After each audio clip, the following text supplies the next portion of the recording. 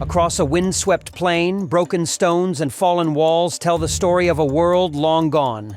At first glance, it looks like the ruins of some forgotten kingdom. But once, this place stood at the heart of an empire that stretched from Britain's cold shores to the deserts of Persia. Today, we're uncovering a war that didn't just decide the fate of nations, it tore the ancient world apart, piece by piece, until there was nothing left to rebuild. And the most shocking part? The worst consequences didn't come during the battles themselves. They came afterward, in ways no emperor or general could have seen coming.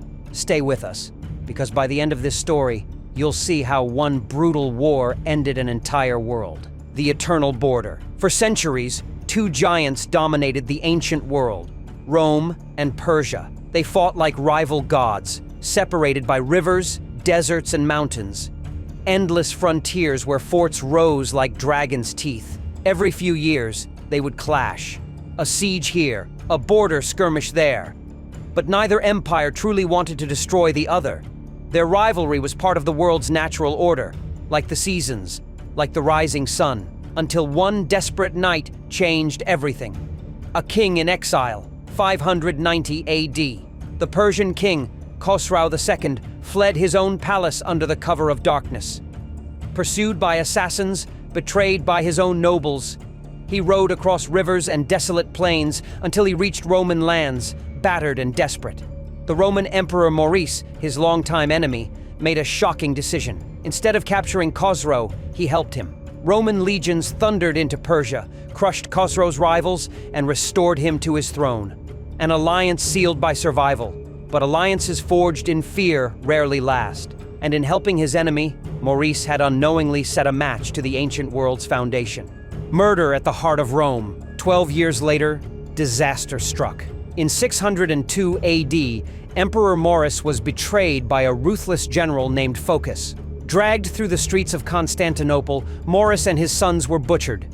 Their heads paraded through the city like trophies. Across the Euphrates, Khosrow watched in horror. He had sworn loyalty to Maurice. Now, with his benefactor dead, Khosrow declared vengeance. But this wasn't just about justice. This was about opportunity to finally break Roman power once and for all. A tide of fire. Persian armies exploded across Roman borders like a tidal wave. City after city fell. Antioch, Damascus, Jerusalem itself.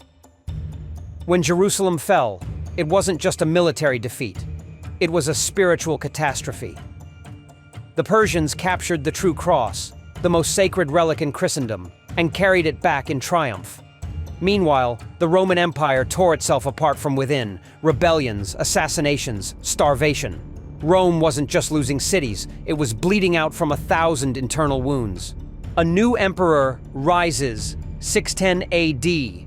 A desperate empire crowned a new ruler, Heraclius, the son of a naval commander, a man who had never set foot on a battlefield as emperor. When he entered Constantinople, it was a starving ghost of a city. Heraclius found an empire in ruins, its armies shattered, its spirit broken. Even he thought about fleeing. But something within him refused. Instead of abandoning the empire, he made a decision that seemed insane. He would fight, and not just defend. He would take the war back to Persia, forging a new Rome. First, Heraclius melted down the city's golden icons and church treasures to pay his soldiers. Desperate times demanded desperate sacrifices. Then, he revolutionized the Roman army. Gone were the slow-moving heavy legions. In their place, swift cavalry raids, devastating ambushes, flexible tactics.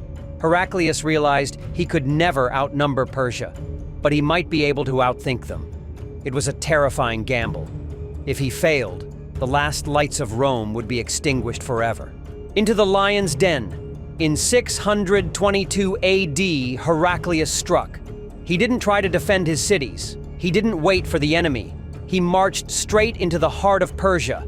Through freezing mountains and blistering deserts, his soldiers fought like wolves, striking supply lines, burning fortresses, vanishing into the mist. Each Roman victory drove the Persians deeper into chaos. But the cost was immense. Roman soldiers marched until their sandals bled. Frostbite and hunger claimed more lives than Persian swords. This was no glorious crusade. It was survival by the knife's edge. The last siege. In a desperate counterattack, Khosrow summoned new allies, the savage horsemen of the Avars and Slavs. They rode south in a horde, surrounding Constantinople itself. The great walls trembled under constant assault. Battering rams shattered against the stones. Fires raged every night. Inside, famine and plague spread like shadows. But Constantinople, battered, bloodied, starved, held. Priests marched along the walls carrying holy icons. Soldiers hurled boiling oil and Greek fire onto the invaders. It wasn't strength alone that saved the city. It was sheer feral determination. The Field of Bones, 627 AD. In the frozen ruins of Nineveh, the final battle was joined. Blinding winter fog wrapped the two exhausted armies.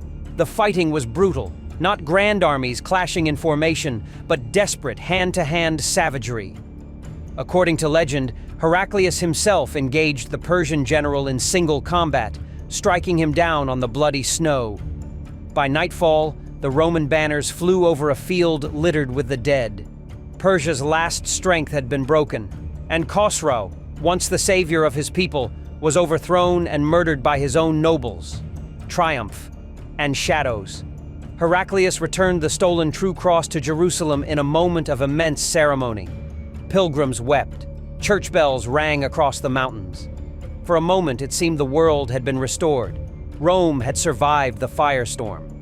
Across Armenia, grateful cities built soaring cathedrals, including the majestic stone walls of Memren Cathedral still standing today. But under the surface, the empires were hollow. Rome was exhausted. Persia was broken beyond repair. And across the desert sands, a new power was rising.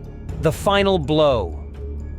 In the years following the war, an unstoppable tide emerged from the vast deserts of Arabia. A new religion, a new empire, and a new kind of warrior. Bound by a fierce faith and driven by a vision of unity, the armies of Islam surged across the Middle East like a flood. What the Romans and Persians had spent centuries fighting over, Syria, Palestine, Egypt, fell in a matter of years. Cities that had once withstood endless sieges opened their gates with barely a struggle, worn down by exhaustion and despair. The Persians, hollowed by decades of bloodshed and civil strife, crumbled completely. Their proud kings were swept away, their ancient temples abandoned to the shifting sands. Rome fared only slightly better. Though Constantinople's mighty walls would hold firm for now, the empire behind them was a battered shadow of its former glory. Its wealth drained, its armies thinned, its spirit broken. The ancient world had ended, not with one final cataclysmic explosion, but with a slow, relentless tide that no army could resist, no emperor could command, and no wall could ever truly hold back. A tide that changed the world forever. The stones remember. Today, if you stand among the broken stones of Memren Cathedral, you can still feel the echoes. They whisper of kings who gambled their thrones, believing they could master the tides of history, of armies who marched into the desert with banners held high, only to vanish without a trace, of empires that once called themselves eternal, now reduced to dust carried by the wind. Look closely, and you might almost see them. The Roman soldier sharpening his sword under a cold morning sky. The Persian noble kneeling before a crumbling fire altar, praying for a victory that would never come. The desperate merchant clutching his last gold coin as cities burned around him. The ancients believed that history moved in endless, predictable cycles, that empires fell and rose like the seasons. But what they didn't understand, and what we sometimes still forget, is that sometimes one war is enough to break the cycle forever. Not with a glorious final battle, not with a king's last heroic stand, but with a slow, grinding collapse, a hollowing out so complete that nothing of the old world remains. The stones remember not the moments of triumph, but the silences that followed, the broken promises, the empty thrones, the gods abandoned by the faithful. They remember a world that ended quietly, and if you listen closely enough, you might realize it was not just their world that fell. It could happen again. If you found this journey through history as breathtaking and haunting as we did, join us. Subscribe for more stories of lost empires, forgotten wars, and the fragile moments that change the world forever. And in the comments below, tell us, if you lived in those final days of Rome, would you have stayed to fight or fled into the unknown? The ancient world ended once. The question is, could it happen again?